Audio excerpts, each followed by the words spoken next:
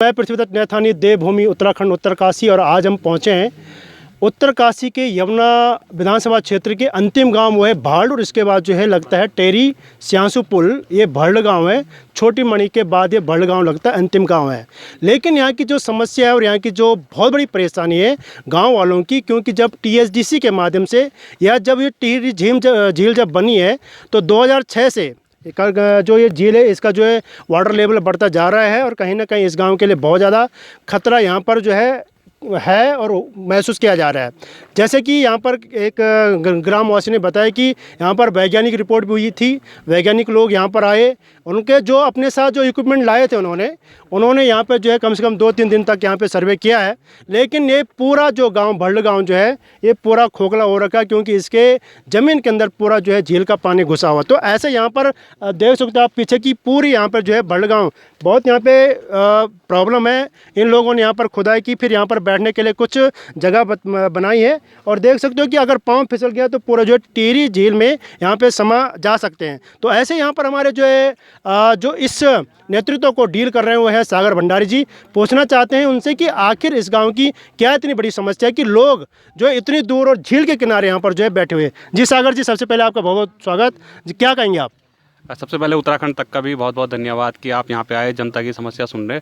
Sir यहाँ पे जो 2006 में यहाँ पे टिहरी झील भरी थी यहाँ पे टीआईडीसी द्वारा, तो तब से यहाँ पे गांव में जो है कंटिन्यू लैंडस्लाइड हो रहा है, कंटिन्यू यहाँ पे भू धसाव हो रहा है, और जिससे कि ये खतरा बना हुआ है कि कभी भी किसी भी समय आगे अगर कभी भूकंप भी आता है, एक छोटा सा भूकंप भी आएगा, वैसे भी हम जोन 4-5 में रहते हैं, यहाँ पे हिमालयन रेंज है, कभी भी अगर छोटा सा भूकंप भी आ गया तो ये जो पूरा गाँव है पूरा का पूरा गाँव टिहरी झील में समा जाएगा, और ग्रामीणों को यहाँ से भागने तक का मौका नहीं मिलेगा, अपनी जान बचाने तक का मौका नहीं मिलेगा।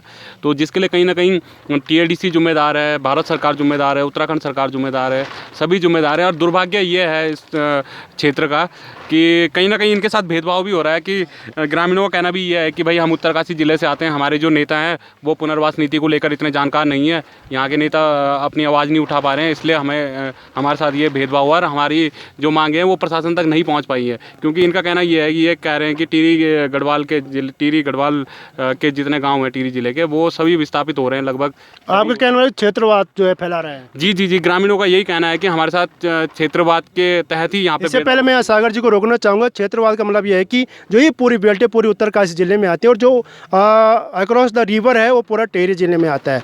टिहरी जिले के जितने भी विस्थापित या जो भी गांव इस झील के अंतर्गत आते हैं प्रभावित हुए हैं उनको विस्थापित किया गया है। लेकिन अगर उत्तरकाशी के शासन और प्रशासन की अगर मैं बात करूँ तो यहाँ per day before yesterday SDM sub divisional magistrate यहाँ पर आए थे, और उन्होंने यहाँ पे क्या कि समझाने के बजाय उल्टा जो है ग्रामवासियों से जो है भिड़ गए हैं। जिस प्रकार से उनकी जो भाषा थी वो शायद सहन करने योग्य नहीं थी। इसमें आप क्या कहेंगे? जो यहाँ परसों एसडीएम साहब आए थे तो यहाँ पे मतलब किस बात को मतलब ऐसा हो गया था कि आप पूरा जो है यहाँ पे जनता जो है आक्रोशित हो गई उनके अगेंस्ट में? जी बिल्कुल। अगर कोई भी अधिकारी, कोई भी जिम्मेदार अधिकारी जनता के बीच में आता है तो कहीं ना कहीं उनको सलीके से यहाँ पे जनता के बीच में अपनी बात रखनी चाहिए, और जनता को मनाने वो आ रहे हैं। मतलब ये अधिकारी ये बताएं ना, वो जनता को मनाने आ रहे हैं, डराने धमकाने आ रहे हैं। तो जैसे कि मैं टिहरी गढ़वाल का रहने वाला हूँ, और मैं यहाँ पे इन लोगों की मदद कर रहा हूँ, पुनर्वास नीति का यहाँ पे टेक्निकल सपोर्ट इन्हें दे रहा हूँ कि भाई इन्हें टेक्निकली बेवकूफ़ बनाया जाता है। हर बार बोला जाता है कि टेक्निकली तुम्हारा ये है वो है, ऐसा करके गुमराह किया जाता है। तो मैं यहाँ पे इनको टेक्निकल सपोर्ट दे रहा हूँ। तो एसडीएम साहब आते हैं, कह रहे हैं कि आप इनकी मांग क्यों उठा रहे हो,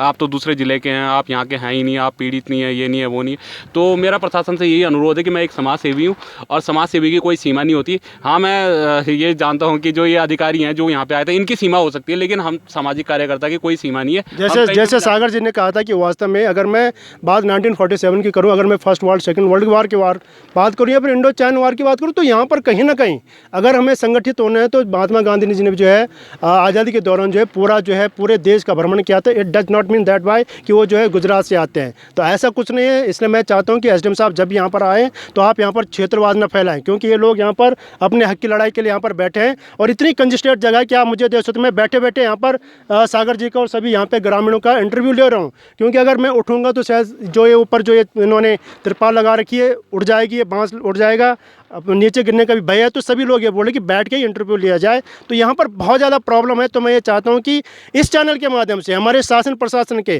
कल मुख्यमंत्री जी भी यहाँ पर आ रहे हैं, शायद भारतीय जनता पार्टी कार्यालय का यहाँ पर जो है उद्घाटन करेंगे, तो कहीं ना कहीं भड़गांव की वहाँ पे जो है समस्या को रखा जाएगा कि आखिर मुख्यमंत्री जी आपके लिए जो है भड़गांव क्या कोई दूसरे गाँव का है, दूसरे राज्य का है, क्यों ना आप जो है इस ओर ध्यान दिया जाए। जी आप क्या चाहते हैं आप इसके बाद?